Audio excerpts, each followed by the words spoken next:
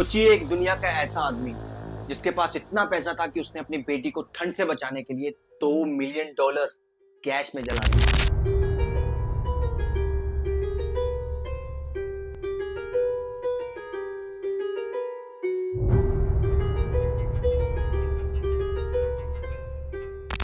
एक ऐसा आदमी जो दुनिया का 80% कोकेन ट्रेड पर राज करता था, और वही आदमी अपनी मौत के दिन कोलंबिया की छत से पुलिस से भागता हुआ गोली खाकर छत से गिर गया।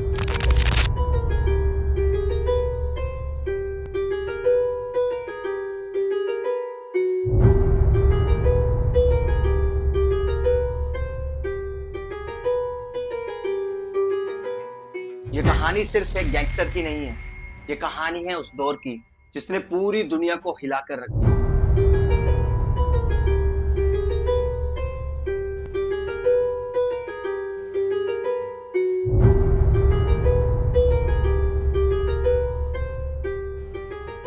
नमस्कार दोस्तों, मैं हूं आपका करण सिंह। स्वागत है आपका सोच के सफर में।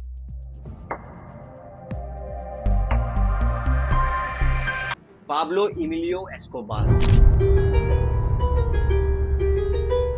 पाब्लो एस्कोबार का जन्म 1 दिसंबर 1949 को कोलंबिया के एक छोटे से गांव रियनग्रो में हुआ। उनके फादर एक फार्मर थे और उनकी मां एक टीचर थी। पाब्लो के माँ बाप चाहे जॉब करते थे और उनके घर की कंडीशन इतनी अच्छी नहीं थी। पाब्लो का दिमाग बचपन से ही छोटी मोटी चोरी जैसे चीटिंग, स्मगलिंग में चलने लगा। कार चोरी, फेक डॉक्यूमेंट्स बनाना, ये सब उसकी स्टार्टिंग थी। उस वक्त कोलंबिया में गरीबी और बेरोजगारी इतनी थी कि चोरी करना एक करियर बन गया था। सन 1970 में अमेरिका में कोकेन की डिमांड बूम पर थी।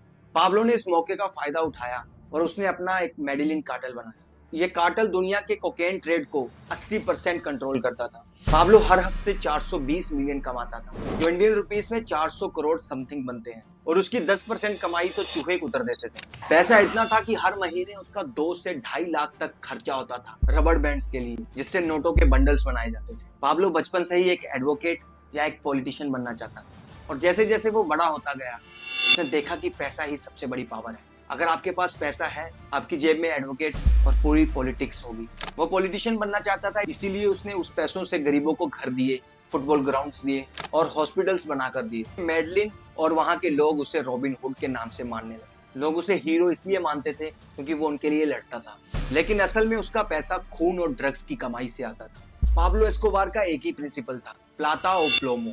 प्लाता का मतलब कि तुम मेरा साथ दो, मैं तुम्हें अमीर बना दूंगा, और प्लोमो का मतलब अगर तुम मेरे खिलाफ गए तो मैं तुम्हें गोली मार दूंगा। 1985 में उसने पैलेस और जस्टिस पर अटैक करवाया, जिसमें 100 से ज्यादा लोग मारे गए। 1989 में उसने एवियंसा फ्लाइट पर 203 ब्लास्ट करवाए, जिसमें 107 से ज्यादा बेकसूर लोग मारे गए। पॉलिटिशियंस, जज और पुलिस सब उसकी टारगेट पे थे। इसी वजह से कोलंबिया एक नार्को स्टेट बन गया था, जिसके लिए यूएस गवर्नमेंट को इंटरफेयर करना पड़ा। उसके बाद पाब्लो ने पॉलिटिशियन ज्वाइन की, पर ऑपोजिशन पार्टी ने उसका पास्ट एक्सपोज किया, जिसकी वजह से उसकी पोल खुल गई। उसे वहां से रिजाइन करना पड़ा। पाब्लो क्राइम की दुनिया में इतनी हद तक पहुंच गया था कि वहां की गवर्नमेंट उसका कुछ नहीं बिगाड़ पा रही थी। गवर्नमेंट उसके खिलाफ गई भी, उसने गवर्नमेंट को ही उड़ा दी। उसने एक खुद की सरेंडर डील बनाई, जिसमें उसने कहा कि मैं सरेंडर करूंगा, लेकिन वहां की जेल मेरी होगी, वहां की पुलिस मेरी होगी और वहां की जगह मेरी होगी। उसने ये डिमांड रखी कि मेरी जेल में कसीनो, बार, फुटबॉल ग्राउंड ये सब होना चाहिए, लेकिन उसने जेल में रहकर ही अपना काम जारी रखा, जिसकी वजह से गवर्नमेंट ने अपनी डील तोड़ दी। और वो इतना शातिर था कि उसने जेल बनाते समय एक ऐसी टनल बनाई थी, अगर कल को गवर्नमेंट अपनी डील तोड़े तो वहां से बचकर वो भाग सके। और आखिरकार 1992 में गवर्नमेंट ने अपनी डील तोड़ी और पाब्लो उस टनल के जरिए वहां से भाग गया। फिर कोलंबिया की फोर्स और यूएस की टास्क फोर्स दोनों उसके पीछे लग गए। 2 दिसंबर 1993 उसके मेडिलिन में उसकी लोकेशन ट्रैक हुई। पुलिस ने उसका घर चारों तरफ से घेर लिया। पाब्लो भागता हुआ अपनी छत पर गया और गोली लगने के कारण वो गिर गया, जिसकी वजह से उसकी मौत हो।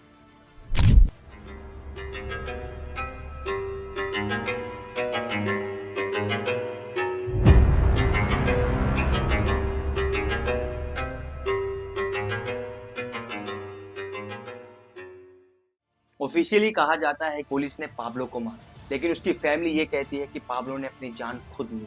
पाब्लो एस्कोबार की मौत के बाद उसका बड़ा मेडिलिन कार्टेल, उसका साम्राज्य बिखर गया, लेकिन उसका नाम अभी भी दुनिया में पावर और क्राइम का सिंबल है। नेटफ्लिक्स की वो सीरीज नार्कोस और मेडिलिन टूरिस्ट स्पॉट्स ने उसको और मशहूर कर दिया, लेकिन असली सच ये है कि उसके अंपायर ने हजारों लोगों की जिंदगी बर्बाद कर दी थी। पैसा और पावर शॉर्ट टर्म में सब कुछ दिला देते हैं, लेकिन लॉन्ग टर्म में ये तबाही और मौत देते हैं। पाब्लो एस्कोबार एक रॉबिन हुड था या एक रुथलेस टेररिस्ट? कमेंट में बताइएगा। अगर आपको ये डीप स्टडी वाली डॉक्यूमेंट्रीज पसंद आती हैं तो मेरे चैनल को सब्सक्राइब कीजिए, लाइक कीजिए और शेयर कीजिए, जिसकी वजह से मैं एक अच्छी डॉक्यूमेंट्रीज आपके सामने लाता रहूंगा। इसलिए आज का सफर हम यही खत्म करते हैं। मिलते हैं एक अच्छी सोच के साथ और एक नए सफर के साथ। तब तक के लिए जय हिंद, जय भारत।